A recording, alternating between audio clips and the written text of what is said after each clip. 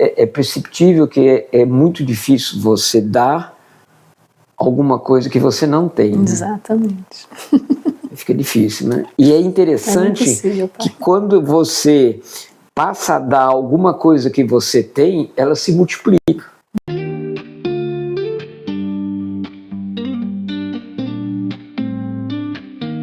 Eu tô aqui com meu pai tá passando um tempinho aqui na Suíça com a gente, e eu queria que ele compartilhasse um pouquinho do que ele está aprendendo, que realmente eu achei muito interessante, por isso eu gostaria que vocês escutassem também. Vai lá, pai, fale um pouquinho da sua vida. Na realidade, essa minha estada aqui na Suíça, né, que era para ser relativamente rápido, né, e como eu prometi que eu ia embora em outubro, apenas esqueci de falar o ano, mas eu garanto que antes de outubro eu vou embora. Eu comecei a ler um livro, né, que é um livro do René Girard, que chama-se O Bode Expiatório. E lendo, quando eu cheguei numa parte, ele fala sobre religião, ele fala muito sobre que a gente passa a vida inteira criando os bodes expiatórios, né? São aquelas pessoas ou aquela que a gente culpa por alguma coisa que a gente fez ou não fez, mas sempre você elege um bode expiatório para você achar que a culpa é dos outros e não sua. E ele dizia uma coisa que me chamou muito de atenção, que a grande diferença entre todas as religiões antigas e quando chegou a religião cristã, Jesus Cristo, ele era o bode expiatório, quer dizer, ou seja, Jesus assumia a culpa, não precisava continuar criando os bodes expiatórios, os carneiros que eram sacrificados para poder salvar as pessoas. Então ele fez isso. E, bom, eu comecei a ler e comecei a conversar muito com a Patrícia sobre isso, né? Ela tem uma formação muito bacana e uma maneira de agir de forma cristã que me chama atenção, porque ela não é daquela pessoa tradicional, assim, em termos, né, em que fala-se muito e age-se pouco.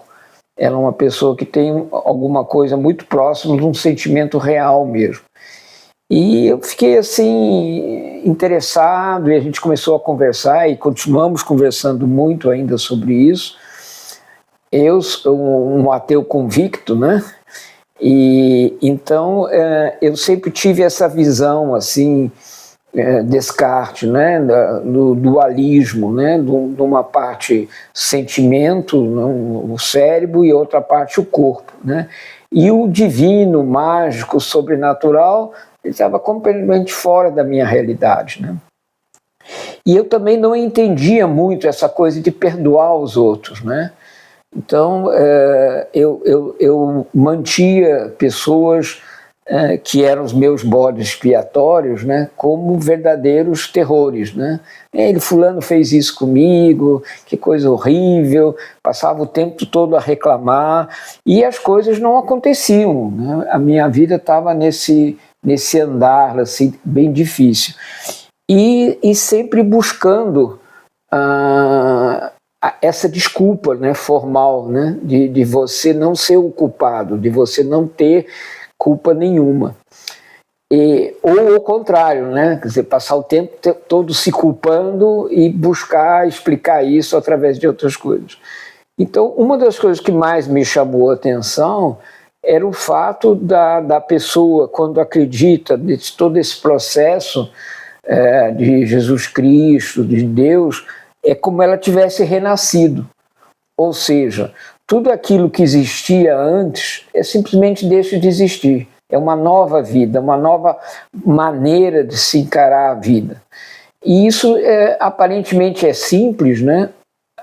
Talvez seja muito simples de se explicar, mas é um pouco complexo de se viver, né? De você realmente aprender e viver dessa maneira. É a primeira vez que eu vejo isso, assim, né? Eu nunca tinha visto o sobrenatural, o divino, por esse ângulo da liberdade sua.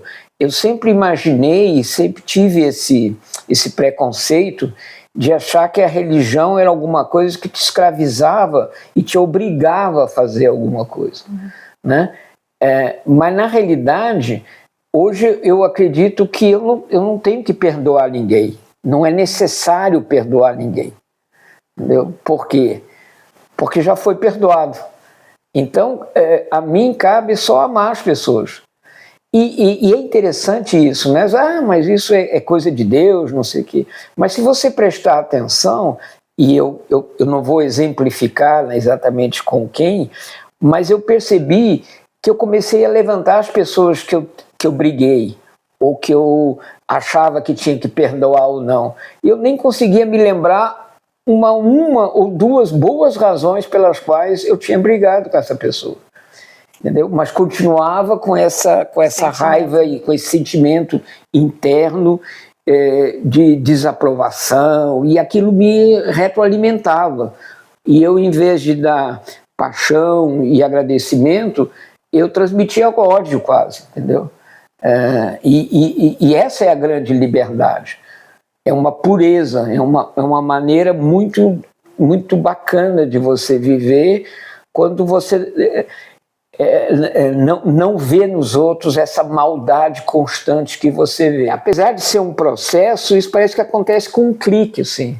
De uma hora para outra, você se transforma. E, por coincidência ou não, né, as coisas começaram a mudar na minha vida. Numa rapidez assim que eu fiquei impressionado. E acho que essa rapidez, né, ou essa mudança foi muito interior minha, né? Quer dizer, eu percebi da existência de alguma coisa superior a minhas decisões, né? E isso te dá uma paz, uma tranquilidade que eu estou curtindo até hoje, né? Esse clique que você falou que você teve é o clique que todo mundo quer ter no seu coração, na sua alma, de se sentir livre dos pecados que você cometeu, né? Porque a gente não pode voltar atrás para os pecados, mas a gente pode olhar para frente. O que eu posso fazer no futuro, né? E quando você tem esse clique, você vai olhar para frente, para as pessoas de uma maneira, você olha para as pessoas de uma maneira diferente. Em relação a isso que você estava falando, a gente discutiu algumas vezes sobre religião, né, sobre Deus, e muitas outras coisas, sobre, né,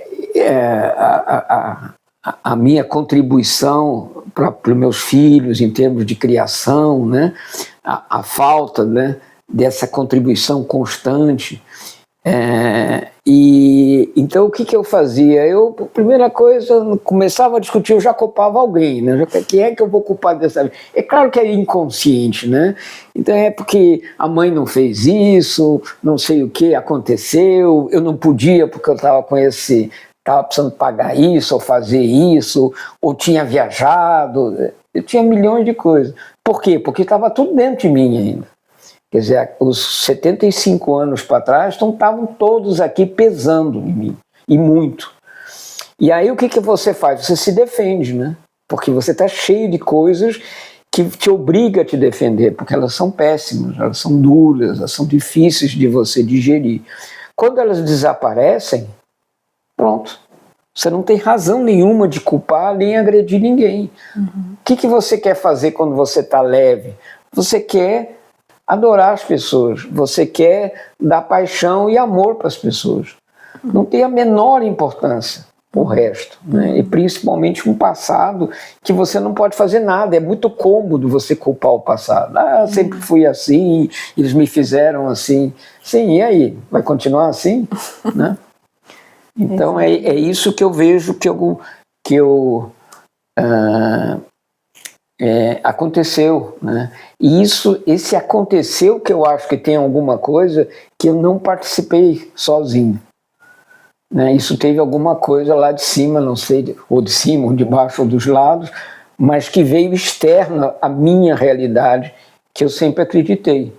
Foi alguma coisa que surgiu e fez esse buraco, né? Quer dizer, arrancou de mim esses anos e anos que eu tinha de tristeza, de culpa, né?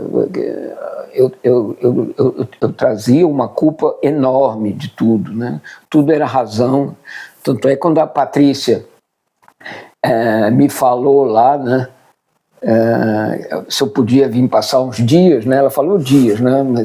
E eu falei que em outubro, garantidamente, eu ia embora, e vou em outubro, não tem dúvida nenhuma, ainda não sei o ano, mas eu vou. Eu vim correndo, né?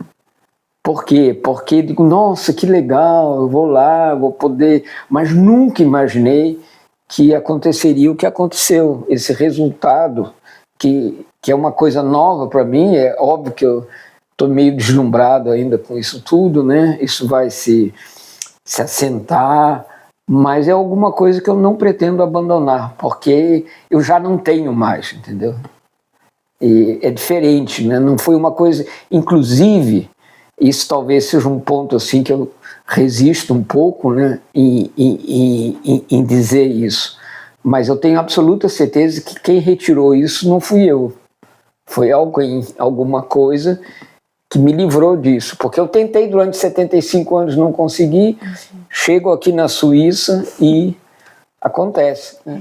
Agora, me dá só pelo menos 1 ou 2 exemplos práticos de como você está exercendo isso na sua vida. Você me falou algumas coisas, eu achei interessante.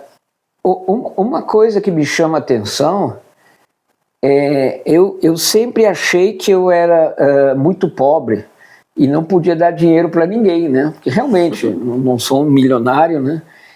E aí eu percebi que eu não podia dar nada para ninguém, porque, pô, como eu não tenho, como é que eu vou dar para alguém, né?